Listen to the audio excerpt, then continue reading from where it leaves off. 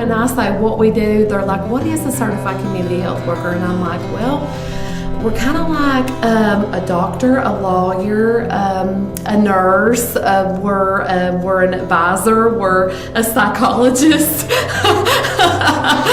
We're just your friend, most of all. But the helper, we help just kind of bridge the gap of whatever the need is at that moment in time. A community health worker is someone that is kind of like a friend, and they develop a relationship with you, and they see you, they see your needs, and they see what it is that is impacting your health, and whatever they can do to support you, they're there. Whether that would be communication barriers with your clinic or your physician, or if you just need food or are having a hard time paying for rent and that is stressing you, looking for those resources with you and taking a load off. First of all, you have to enjoy people. You have to be a people person. That's starting out with W. You have to love and care for people in the community, at your, even, sometimes you have to help your coworkers too. They can come in, they can tell me their problems, and in turn I can relay that to their healthcare provider. When maybe they're not comfortable talking about it, I can reach out to their provider and have that conversation, and then we can kind of meet in the middle. We're the bridge between their healthcare provider and them.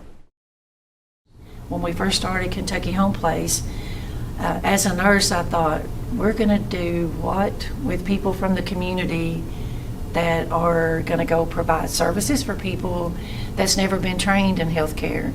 So I was very questioning what we were going to do, but later found out that they are the missing link between the people that come in for services or don't have access to services to be able to navigate the healthcare system. All right, Miss Sally, well, I'll put you down. Which our system still today is very hard to navigate. You've got an appointment over here, you've got an appointment over there. Do I have transportation? Then you have all the social determinants of health that keep people from the system. So the thing is to get people in the system, help them navigate the system, and help them improve their health outcomes. We are the ones to help them. I know providers, they're there, they have done their part, so they still need support. They need different supports: medication, transportation, education, health education. So we provide all of those stuff. And whatever the need is at the moment is whatever hat we're wearing, basically. If they need help with medication, which is one of the big things that we do, we work as kind of like a liaison, an advocate between them and the doctor, just kind of help advocating for them to, get whatever they need. One of the big things I do in Harlan County is help people with diabetic shoes. That's probably one of the biggest things that I do other than medication. So like I'll work between their provider and them of what they need to do so they know what they need to do so I can help them. I do a lot of different things, and sometimes I don't even know what I'm gonna do that day, because I would have planned, okay, well, I have all these calls to make, and then someone will call and they will say, well, I can't get to the doctor or something, and then, well, there goes my plan, we're going to the doctor. Or someone that I have seen it before is sick and they can't get their medicine or stuff like that, and then I'll have to go drop their medicine off and take care of that. So I never know what I'm doing any given day. So that's what I love about this job, is that no day is ever the same. No day is, we have things that we do and that we're familiar with, but I love that we are not just limited to healthcare. Whatever the need is, if they come here and we try to address that need. We could be helping a family get food today and, helping somebody find a pair of shoes tomorrow because they don't even have shoes to wear. Holistically, do they have shelter? Do they have food? Do they have clothing? We've helped from everything from helping clients with funeral clothes to setting up a funeral. to going through that process with them when they needed assistance, to helping them fill out a resume for work, dental appointments, eye appointments, all the things that you can think of. Here we see, especially refugees, we see every week at least 5 to 6 families. The majority were living in refugee camps, but before going to the refugee camp, they're coming from the war zones, like coming from atrocities, torture, different challenges in life. So they have a lot of trauma where they're coming from due to what they faced in their home countries. And then they may come with different situations. They may come with different cases. Like they may need to go to a provider, they may need to see a specialist, but they don't know how to do it. They don't know how to get that access. So they'll come to us. And also we provide some orientation, some education, how to navigate in the American health system. The main thing that we see as community health workers really has to do with the lack of the resources, the lack of the food, food insecurity, lack of transportation, the desperate need for housing, of course, in the area. Those are the main needs that we see. Financial strain that people are experiencing. If we are able to locate housing, is it affordable housing that the people can attain on their incomes? Will they be able to pay the deposit and the first month's rent and then sustain the rent for the months to come? So that is the main difficulty that we see in the area. Yes. I have 2 ladies now, young ladies, with one has 7 children and the other one has a 3-month-old. And you know, being a CHW, you can't get so involved, but you can't help it. And when you can't help them, you can't help it. You know, you get so overwhelmed because you see a mother with 7 kids. Where's she's going to go? And a lot of times when you send in like licensed personnel to talk to people, it's almost like white coat syndrome. They won't tell you everything that's going on. They don't want you to know that they don't have running water in their home. They don't have a refrigerator to keep their insulin in. They don't have shoes for their children. They won't tell you those things.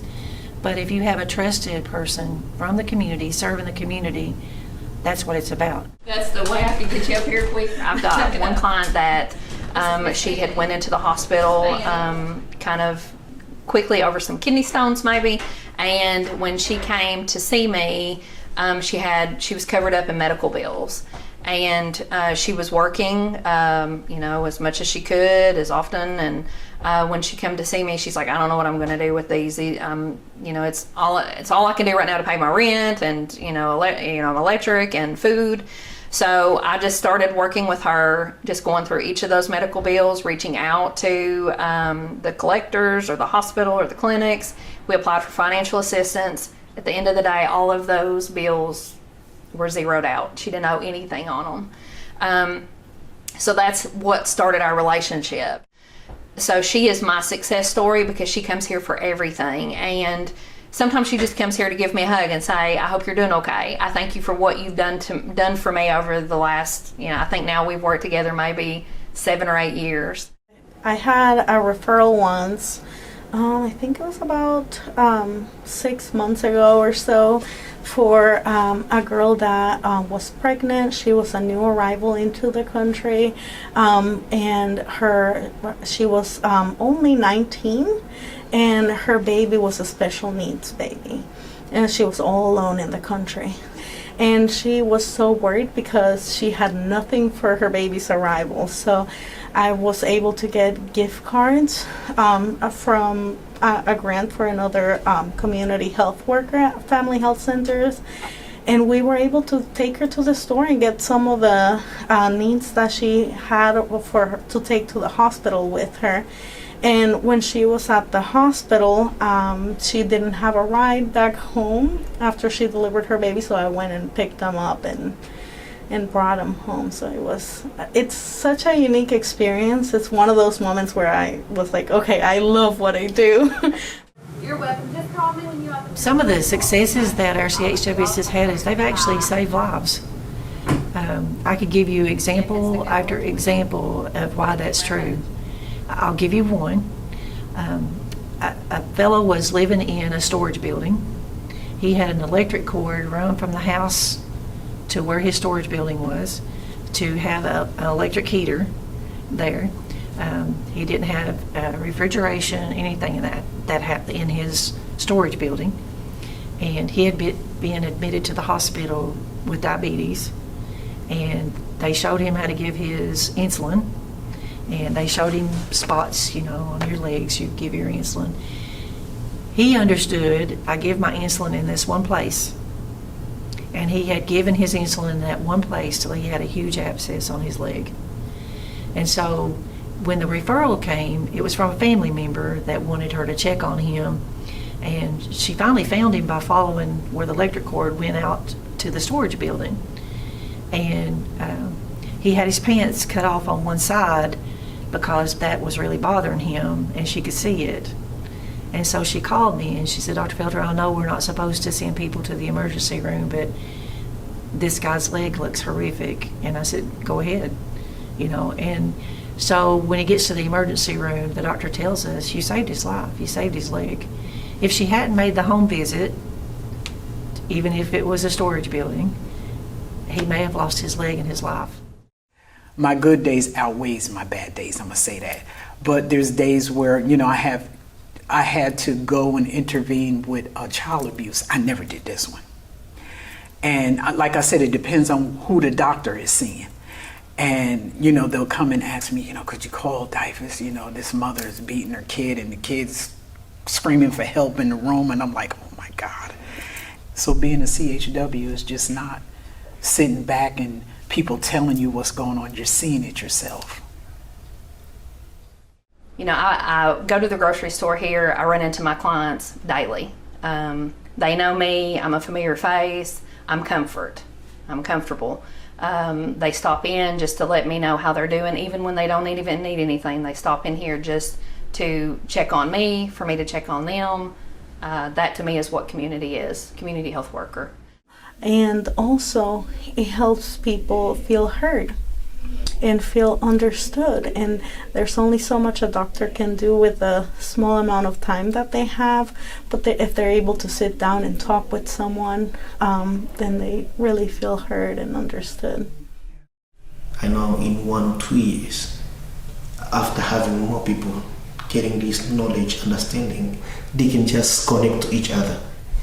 Because if okay, fine, if I helped you to get your food stamp, for instance, or to get your Medicaid, and now you have a cousin who just came recently, you won't call me anymore. You take him directly because you know where to go. As long as there's community health workers, there's hope. Absolutely. Yes, when you see them come in, they're like, Darla, my A1C, this medicine you're getting is working for me. My A1Cs went from a 9 to a 5.3 or something, or hey, I've got these glasses, I can see perfect. I didn't even realize what I wasn't able to see. Me, I just think that it's my purpose. It's what I'm supposed to do in life, is to help others, whether it's a 110-year-old person or whether it's a 2-month-old baby. It's just my purpose, and that's as simple and I guess as real as I can get it. Ditto. I feel the same way. I feel the exact same way. It's my purpose. I tell you, I don't know what I'd do without her. That door is super heavy. You just be careful there.